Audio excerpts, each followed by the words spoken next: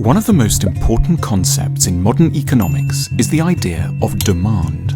A functioning economy has to have a healthy level of demand in it, for lack of demand invariably leads to the most awful spectre of all, recession.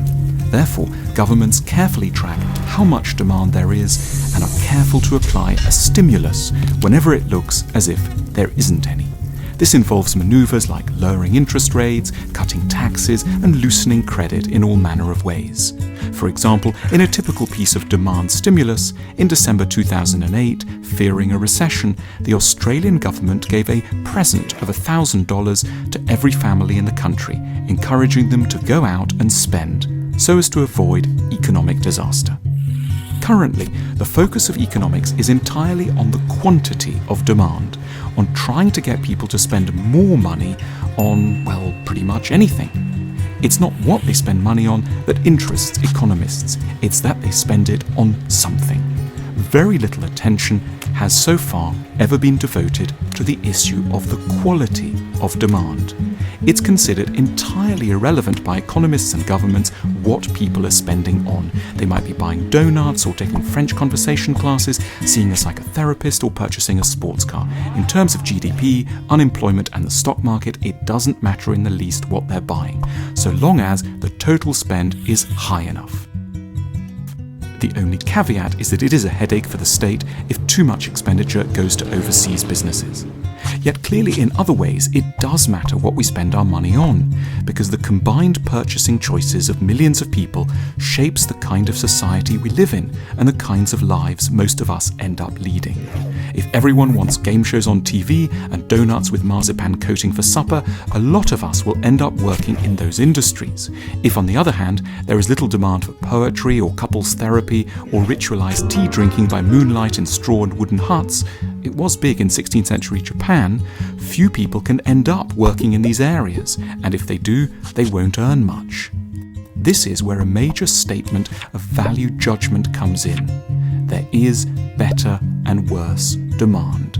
Demand for handguns is, we can say with assurance, less good than demand for education. Demand for healthy food is better than demand for junk food. Our societies should feel less nervous about treading into the area of values. After all, in our own lives, we know there are better and worse things to spend money on, and that's not different at a macro scale. Good demand is defined as a consumer choice that's in line with fruitful needs. It properly pays off. It contributes to better lives in the long term. There won't be a single set of purchases right for everyone, but that's not the point. The issue is merely to get the debate started and to draw attention to the fact that there are better and worse purchasing decisions, and that a society needs to discuss what these might be, instead of just focusing on demand per se. Raising the quality of demand doesn't imply a draconian government imposing some supposedly high-minded agenda on a reluctant public.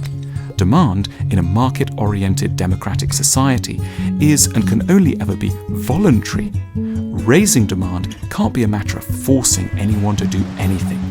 But what we need is the more important, more humane task of encouraging ourselves to be wiser in our purchasing decisions. A phenomenon we don't pay enough attention to is the education of the consumer.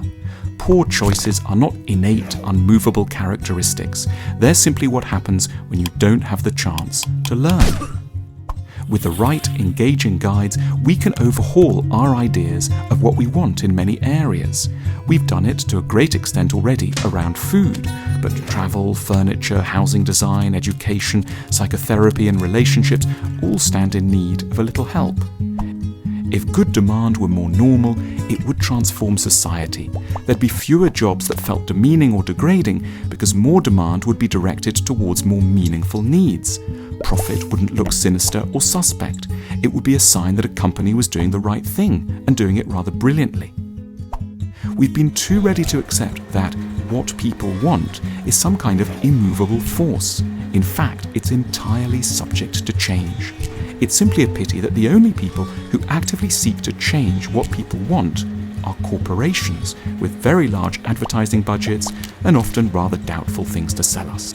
It's time for philosophers and others to engage in the complex ethical task of influencing public wants. we need to take up the task of creating better demand.